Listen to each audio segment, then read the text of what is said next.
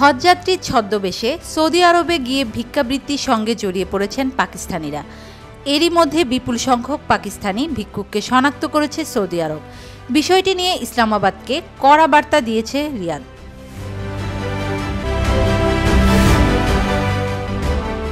পাকিস্তানের সংবাদ মাধ্যম এক্সপ্রেস ট্রিবিউন জানিয়েছে, পাকিস্তানি ভিক্ষুকদের সৌদি আরবে ঢোকা রোধ করতে প্রয়োজনীয় পদক্ষেপ নিতে পাকিস্তানকে অনুরোধ করেছে সৌদি আরব।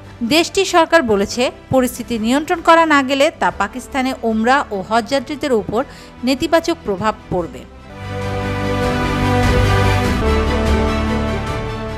ধর্ম মন্ত্রণালয়ের বরাত দিয়ে এক্সপ্রেস ট্রিবিউন বলছে, সৌদি আরবে হজ মন্ত্রণালয় পাকিস্তানের ধর্ম বিষয়ক মন্ত্রণালয়কে সতর্ক করেছে এবং পাকিস্তানি ভিক্ষুকদের ওমরা ভিসার আওতায় দেশটিতে প্রবেশে বাধা দিতে পদক্ষেপ নেওয়ার আহ্বান জানিয়েছে।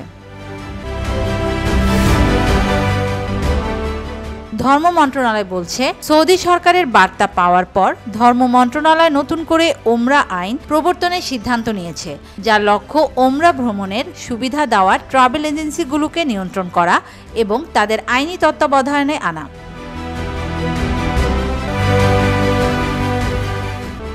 এদিকে বার্তা সংস্থা পিটিআই জানিয়েছে, এর আগেও সৌদি আরবে পাকিস্তানি ভিক্ষুক পাঠানো নিয়ে কথা উঠেছিল।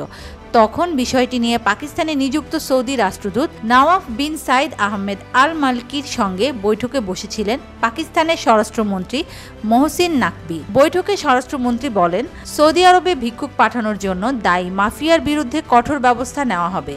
এই নেটওয়ার্কের বিরুদ্ধে ব্যবস্থা নিতে কেন্দ্রীয় তদন্ত সংস্থা ফেডারেল ইনভেস্টিগেশন এজেন্সিকে FIA দায়িত্ব দেওয়া হয়েছে। Desk news, media express.